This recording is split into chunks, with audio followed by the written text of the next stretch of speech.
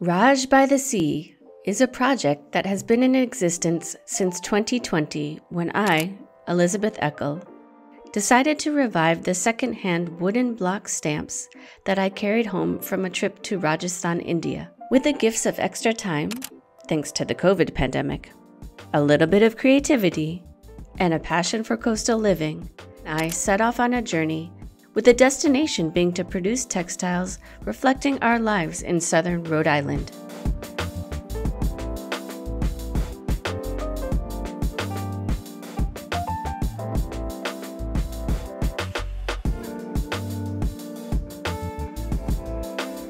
From the dunes of the desert to our own salty sands, we began to see just how the blocks could work in our favor.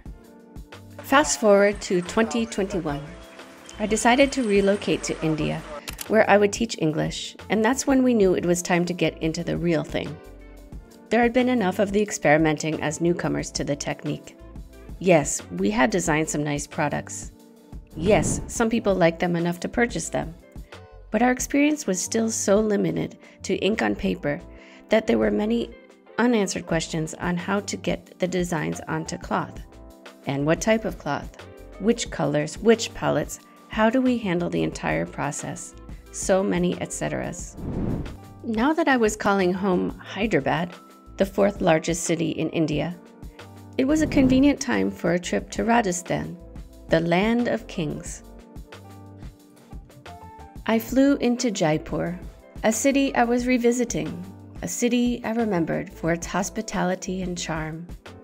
This time, to get myself in the mood, I stayed in the mini palace heritage hotel called Sajjan Niwas, which was chock-a-block full of layers of floral patterns, knickknacks, and a relaxing roof deck for people watching or even daydreaming.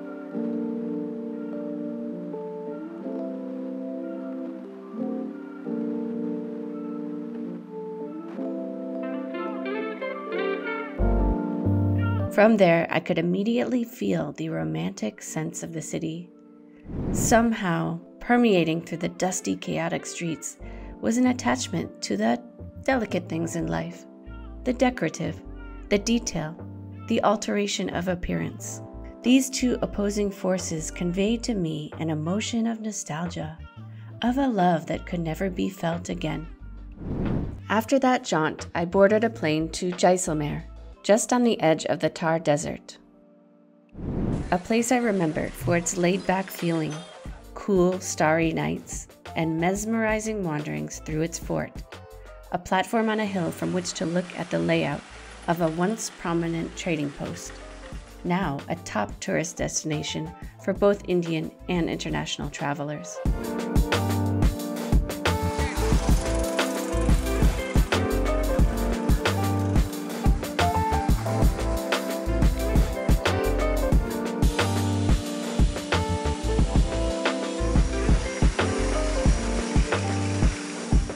Luckily, since COVID was in full swing, shopkeepers, guides, and others who were connected to the hospitality industry were extremely happy to see me, hopeful that more of us would keep coming. To my surprise, or you could say good luck, masks were not required. What a relief!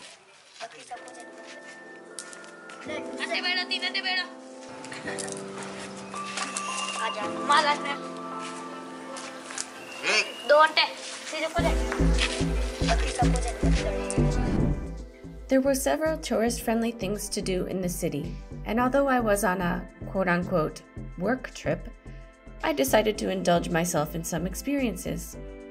A few times I took jogs around Gadisar Lake, a place which at night held a light show with a liquid screen made from vertically projected water. Rajasthan की उत्कृष्ट वास्तुकला के भगवान शिव और पार्श्वनाथ जी के मंदिर. I journaled at some empty cafes, tasted Rajasthani food, so keen on turmeric and ghee, and listened to a Sufi singer record an online concert in the chic new Fakiri cafe.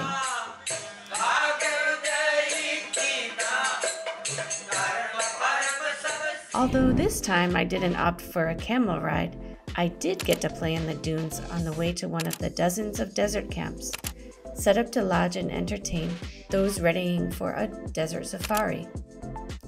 The dancing show and live music really topped my collection of Rajasthani moments.